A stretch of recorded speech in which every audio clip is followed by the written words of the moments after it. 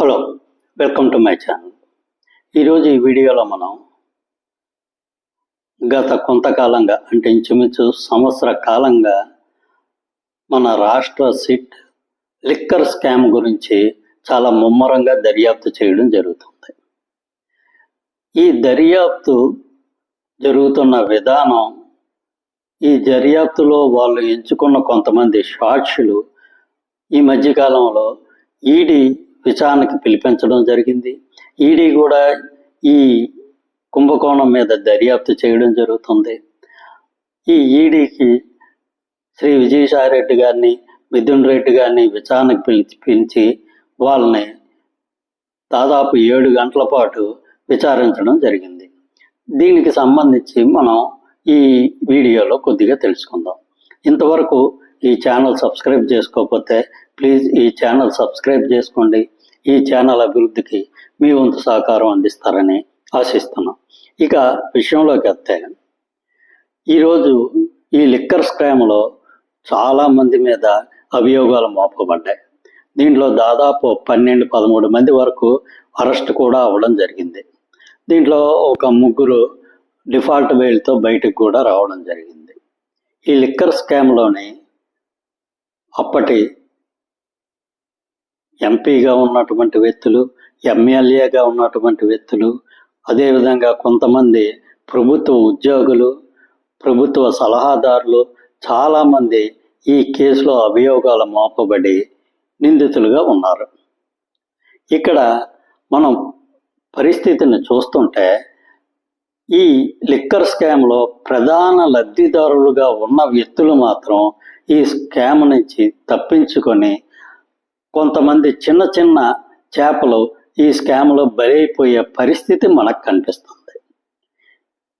ఇది ఎందుకు చెప్తున్నామంటే, ఒక 2 రోజుల క్రితం ఈడీలో విచారణ కోసం హాజరైనటువంటి శ్రీ విజయసాయిరెడ్డి గారు బయటకు వస్తూ జగన్మోహన్ రెడ్డి గారికి ఈ స్కామ్తో ఏ విధమైన సంబంధం లేదు, ఈ స్కామ్ అంతా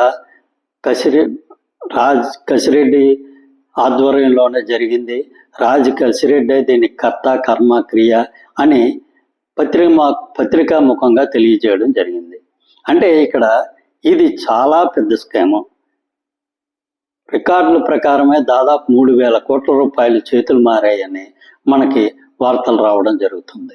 ఈ 3,000 కోట్లు కూడా చాలా వరకు విదేశాలకు తరలి వెళ్ళిపోయాయని, చాలా షెల్ కంపెనీలను ఏర్పాటు చేసి ఆ షెల్ కంపెనీల ద్వారా హవాలా మార్గంలోనే దుబాయ్ ఇటువంటి చోట్లకు వెళ్ళిపోయాయని చెప్పి మనకి ఇంతకుముందు పార్లమెంట్లో నరసరావుపేట ఎంపీ అయినటువంటి శ్రీ లావు శ్రీకృష్ణదేవరాయలు గారు పార్లమెంటు సభాముఖంగానే తెలియజేయడం జరిగింది.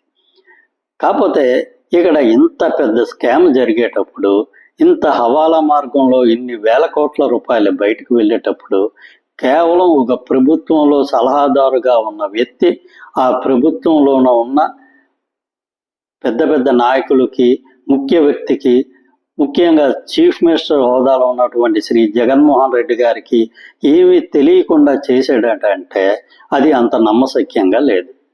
కాబట్టి ఇక్కడ మన పరిస్థితులు చూస్తుంటే ఈ స్కామ్లోనే అత్యంత లబ్ధి పొందినటువంటి వ్యక్తులు పక్కకు వెళ్ళిపోయి ఈ కసిరెడ్డి అనే వ్యక్తిని బలిపశువుని చేసే అవకాశం ఎక్కువగా కనిపిస్తుంది. కాకపోతే ప్రస్తుతం విచారణ చేస్తున్న సిట్ కానీ, ఈడీ కానీ వాళ్ళు ఎంత లోతుగా పరిశోధన చేస్తున్నారు, ఎంత లోతుగా విచారణ చేస్తారు, ఈ దర్యాప్తులో ఏమైనా పెద్ద తలకాయలు బయటకు వస్తాయా లేదా అనేది అతి త్వరలో మనకు తెలుస్తుంది. కాకపోతే ప్రస్తుతం విజయసాయిరెడ్డి గారు జగన్మోహన్ రెడ్డి గారికి చాలా వరకు ఉపయోగకరంగా ఉండే స్టేట్మెంట్లు ఇవ్వడం జరుగుతుంది. ఇక ఈ కేసు ముందు ఏం జరుగుతుంది అనేది తెలుసుకుందాం. Thank you. ఈ వీడియో నచ్చినట్లయితే ఈ ఛానల్ సబ్స్క్రైబ్ చేసుకోండి. Thank you very much.